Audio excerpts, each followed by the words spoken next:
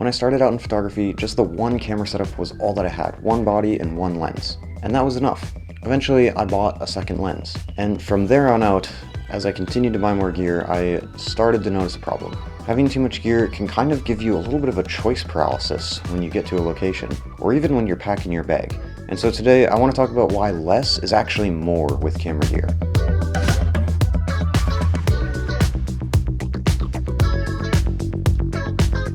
So a while back, I actually went on a photography trip to Colorado. When I was packing my camera bag for this trip, I actually ended up packing way too much stuff. I decided, oh, a drone? What if I need that? And I decided, oh, extra lenses? What if I need that? And I kind of just threw everything in a backpack, and I ended up carrying that and another bag on top of it. Now this was great because I did use the drone. I did use all of that gear while I was on the trip. But I also had to carry all of that gear while I was on that trip, and I also had to choose what I was going to use every single time I got to a new location. This is a lot of wasted time, wasted energy, wasted space, especially considering that I would say 90% of the work was just done on my A7R2 and my 16-35. Most of the other gear I just didn't use. I did not need to bring all of that gear, and so it meant wasted time, energy, and space. And so is having too much gear the problem? During the trip, having all that gear with me ended up being a distraction because I have to think about keeping all of it together and keeping all of it safe, and also I had to think about what if I wanted to change lenses here, what if I wanted to switch to this piece of gear here, and that really distracted me during the trip. And I think that pulls my mind away from creating my best work. So if the problem is too much gear, then is the solution less gear? Well, no, I don't think it's that simple, because there are gear pieces that I don't really use for my personal work as much that I could maybe get rid of. Take my 70-200 f4 for example. While I love that lens and it's an amazing lens, I don't use it outside of my professional work at all. Do not need a 70-200 for anything that I do. I only need it for sports photography. That's it. Now, I can't really just sell this lens because I actually need it to provide the work that I do for a client.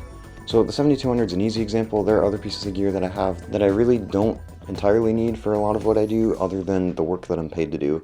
And I'd love to get rid of it and not store it, not think about it, and bringing it with for different trips, but I kind of need to have it for certain things. The solution isn't necessarily to just get rid of almost all of your gear, because you might be limiting yourself a lot by doing that. I think that the real problem stems from trying to do everything. I think a lot of this can be brought back to the zoom versus prime debate. One of the big reasons that most people create better work with prime lenses is because they have to commit to one focal length, and they have to create their best work. It's a quantity versus quality type of decision. With a 24-70, for example, you can do everything and you can get every mediocre shot possible. You can get the quantity, but you can't as easily get the quality that the prime lens will give you. A lot of times when I do get good results with my 24-70, it's because I look at the numbers on the barrel and I set the zoom to that, and then I don't move it and I just go shoot like that. And so I think that a lot of the best images that I get come from when I'm committed to something, when I'm limiting myself just enough to cut out some of the other options. If I'm trying to do everything, the quality of my work just goes down. And so this isn't necessarily about zooms versus primes, although this can be applied to that. I think that the more important thing is gear overall. If I have multiple camera bodies, multiple lenses, I might be thinking, oh, this is a good photo, I'm gonna grab this really quickly and then switch lenses and go get the next good photo, instead of focusing all my effort into getting a great photo with just that setup. I think the solution to all this is just to be more intentional and more selective. I think it's also important to remember to have fun and to enjoy what you're doing.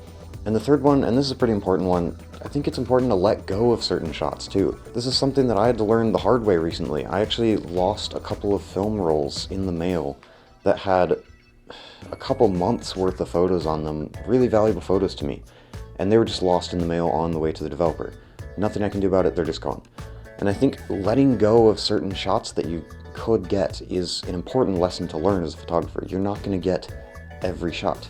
You have to give up some of those shots. And you have to be able to pick and choose which shots are the ones that are worth getting, the ones that are most worth your time. I think this is also where you can kind of find your own photography style too. What I'm trying to say is that you don't want to spread yourself too thin across all of these different pieces of gear trying to do everything. Instead of trying to shoot coverage for a scene by getting everything, just find one or two great shots instead. Bringing a lot of gear just introduces a lot of friction to the creative process because you have to think a lot about that, and that really distracts you. I find that I can even be frozen by choice a little bit sometimes of what lens to use or how to shoot a scene with all these gear options.